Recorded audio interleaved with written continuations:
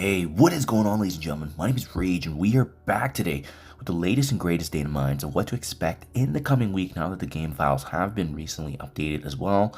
We'll take a look here recently as in addition to that, what's going on in the command center. Just as a quick reminder too, guys, make sure you're always checking this because obviously they're refreshing it every single week here, but we did have a couple of new ones with respect to some of the additional rewards that you can get. So don't forget Broken King week 6. This one does have some additional antimatter up for grabs, but you do need to obviously play some war battles here. In addition, there was a new playing arena with Fantastic Four MCU added here as well. And like I said, nothing crazy, but if you're able to go through it, it is some antimatter that we can take advantage of there. We also have this new World Warrior one now that they've also fully implemented here, as you can see. And again, very similar to the previous engagement, right?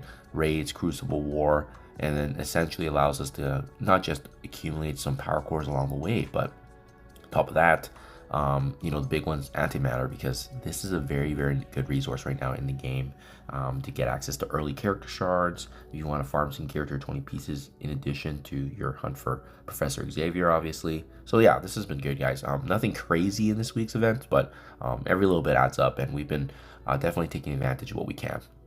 So very interesting. So we got a couple of big ones. Obviously, you may or may not have seen my last video on Blastaar. Well, that is in fact looking likely to be next week. They didn't put a date on the blog post from what I could see anyways, but I mean, if we take a look at the game files, even things like the trial offers, you can see here Blastaar Scourge is going to have a bunch of things here. So that means that it's very, very likely that the event is actually next week, especially since we started seeing some of these offers coming in.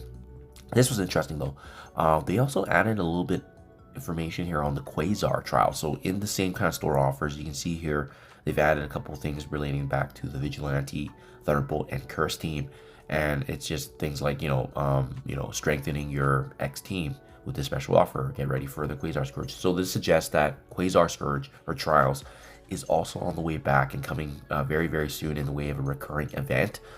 We don't know if this is going to be treated similarly to what we see like with going on with Shadow King, Old Man Logan, or maybe it's going to be permanent now going forward in the Epic campaign. So that'll be something to watch out for, or maybe it's just a limited time thing as we kind of seen, like I said. It is interesting because they haven't really talked about it much yet, and obviously folks that already finished chapter 1 have 7 yellow stars of QUASAR, red stars, and so forth. So we will see what that's going to look like going forward, but that's obviously on everyone's mind if you have some folks that started the game in the last 6 months and may not have had QUASAR all the way built up to the max. Okay, Hellfire Club Assembly. There is going to be an event here tied back to some additional release here of Hellfire Club shards. So you can see our milestone points through special offers and daily free claim as you advance through the events. Each milestone does grant some shards in addition to their 7 red stars. And you can also, I think there's going to be a way to get this through the way of just signing in and getting the free claim. So it sounds like just like a nice freebie, very similar to what we've seen in the past assembly events. And I believe this is usually housed in the web milestone, but I think they're pivoting everything into the game, so hopefully that's the case. This is another one, guys. So, Multiversal Blast. Remember with these multiversal events, they're usually global level in terms of every player in the world engaging in the game. So this is nice. There's going to be some pretty juicy amounts here of antimatter if this is the case, right? So you can see join forces with the fellow commanders to bring stability and peace to the multiverse. Gain progress in this event by earning points from the Blastaar Invasion event.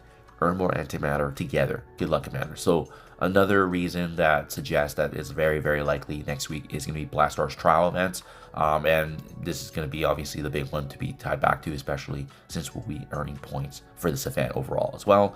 And then we also get even a sneak peek here of what's coming in the command center for week 7. So Broken King week 7.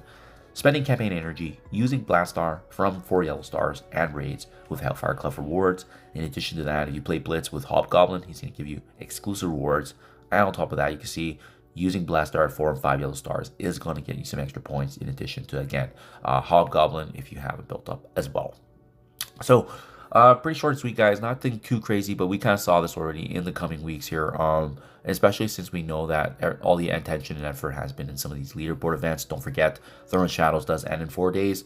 I was surprised. I was a little surprised that after I finished the Danger Room stuff, I did rocket to the top 20,000 here. because like as you guys may know, I just completely ignored this event. I don't really care about it. I don't have these characters here. I had 5 yellow stars to get the additional points, but I mean, if you do, it can allow you to get some additional points there. So just something to be on the lookout for there. And obviously tied back to power core spending, but I'm saving my resources. I just don't think it's worth it for, as I said, a character that's, in my opinion, borderline top 10 in the game, and I don't know if that's worth the effort. But guys, something to watch out for though. Remember, with Sebastian Shaw being the most recent addition here last week, we are expecting Scorpion to be coming very, very soon. So usually they've been adding these characters 2 weeks after the release, so that means early next week we should be able to see Scorpion being the next member here of the Insidious 6 being added officially from a farmable standpoint for the Antimatter store. So that's something I'm definitely looking forward to, guys. Be on the lookout for that. They'll probably have an announcement as well in the upcoming blog post, but as per usual, stay on top of that and see what's officially confirmed before we dive into anything and making investments beforehand. So hope this helps you guys out. Let me know down in the comments below if you guys are a fan or not. And especially for next week, we got some trial events. We'll see when the QUASAR comes. Like I said, this is initial and preemptive, but it could be very well in the next couple weeks here based on what we're seeing already coming into the game files. Thank you as always, and I'll catch you guys in the next one.